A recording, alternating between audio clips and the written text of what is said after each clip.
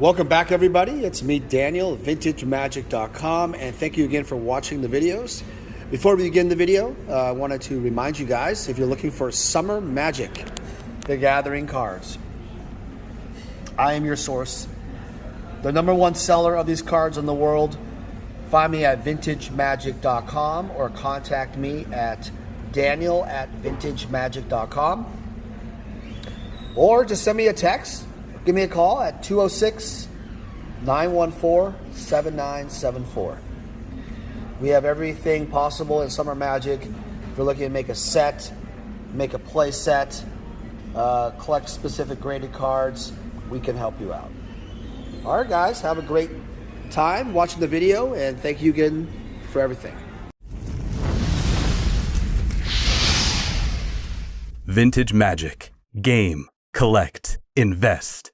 For more information about our consulting and professional services, visit VintageMagic.com.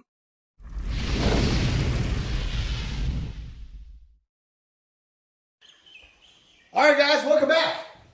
Welcome back. It's me, Daniel, with VintageMagic.com. And today's video, I want to talk more about the kind of current marketplace and where we're at with the economy of Magic.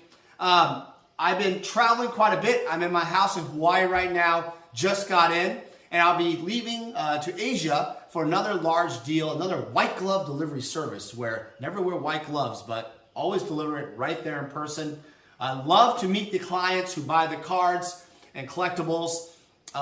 It's one of my favorite things because we get to grab dinner, meet the family, just talk about life. It's really low key, really fun. Best experience in Magic for me is that. Love the memories, love making the videos. So you'll look for some videos for me while I'm in Asia. It's gonna be really fun. All right, so this video, I wanna talk more about the economy, where we're at right now. Currently, crypto's creeped up to about 23,000, 24,000 range. The stock market holds steady. Interest rates are still really high. You can get like 3.6, 3.8% on a savings account with other like Citibank, Capital One type of thing, SoFi. So the economy's a little weird. It doesn't seem like a recession right now, doesn't it? It seems kind of weird. We all have our jobs, typically. There's still a job shortage. Wages are relatively, still the same. But prices, inflation is still very high, which is concerning. So what does that mean for older Magic the Gathering collectibles? Well, I'm finding that people are starting, this was what I was saying before, people are starting to age. This is something that is natural. We're all going to get older. I'm 43 now. We're going to sell our collectibles in some way. People are starting to sell their collectibles on the Facebook groups, through us, eBay, whatever, auction houses. Whatever way you're doing it, it's happening. So if you have any collections you need help selling, just contact me. The link will be below, all the information, my cell phone. Call me today and we can talk more about it. Free consultation about your collection. Really what people are selling for is college tuition for their kids. They're paying off their house, their mortgage. They're paying off their loans. They're paying off their debt. And the reason why they're doing that is because I think people are realizing that all this extra debt and interest you're paying every month to the banks is really hurting their finances in general.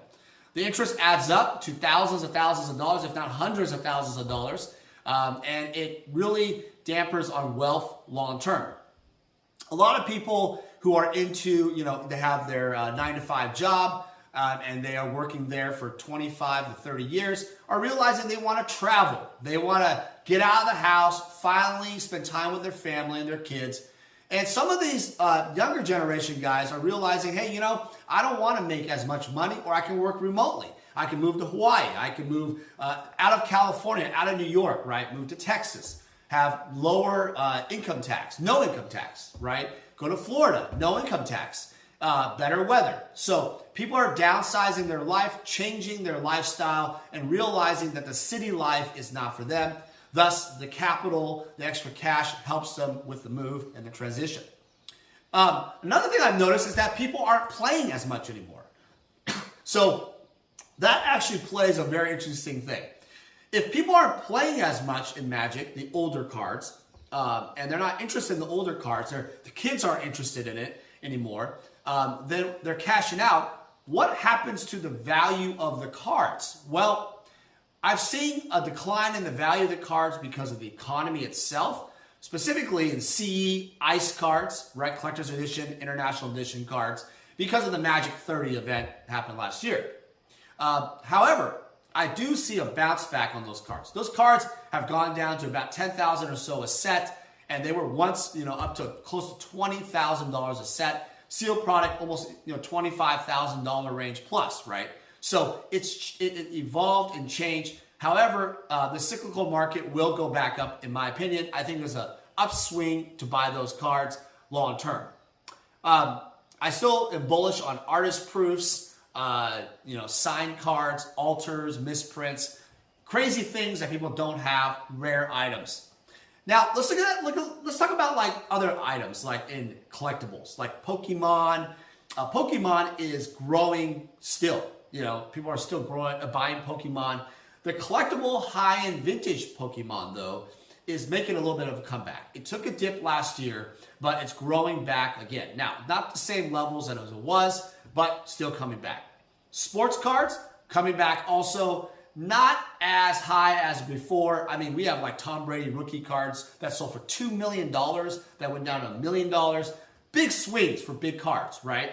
But I think all in all, I can see that there's certain players, certain value in getting certain players, certain people that can grow into their career. Those are great investments and rare cards, cards that people don't really invest in. Those tend to have higher value long term. And also, let's talk about comic books, video games. Those markets are still, they went down a little bit, now a little bit, they are a little bit more steady now. However, I don't see the big sales as I used to. There are some insane sales in the last few years, that were crazy record breakers. I don't see those happening for a very long time. So all in all, I think the message here is that the economy is relatively, for collectibles, steady. It's not, I wouldn't say it's booming, meaning like crazy parabolic growth, but I will say that it is still an asset that is investable. You have to be more careful, though, what you invest in, what you buy, and when you sell. Now, some of you out there are holding collections in decks or, whatever, and, it doesn't matter what it is, alpha sets, beta sets, Arabian sets, legends, whatever sets, right, the older cards, and wondering, when do I sell these cards? I always say, if you have the time, you can always wait to sell them later on. I think graded cards also are going to make a comeback because the grading fees have gone down, and also the graders have also, I've noticed a change in the way they've graded. They finally figured out the centering again, the corners for Magic cards. So I think there's going to be more of a loosening in a good way, where they're actually grading the cards relatively back to normal. Now, I'm not sure they're going to be grading the cards like they used to in the past, the same way. However, I still think there's value to invest in graded cards for Magic cards in the future. I think that if you are someone that needs money right now, it's really important to understand to pick items that you aren't in love with first. I find this happen quite a bit. That includes artwork, sentimental things, that are from family. Don't sell the items that you love, if you don't have to. Only sell the items that are like, things that you play with and whatnot that are rebuyable later on, right? Because those items are, a dime a dozen, right? So speaking of unlimited power, unlimited duels, revised dual lands, of course, any of that kind of stuff you can buy at any time.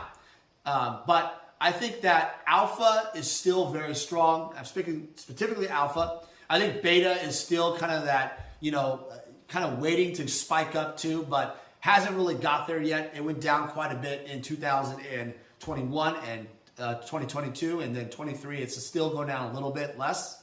So I think you need to look at the dips and observe where the market's going to flatten and then buy into it. But if you need that money, it's a difficult decision. I get it. So if you guys have any other questions, any other comments, please comment below.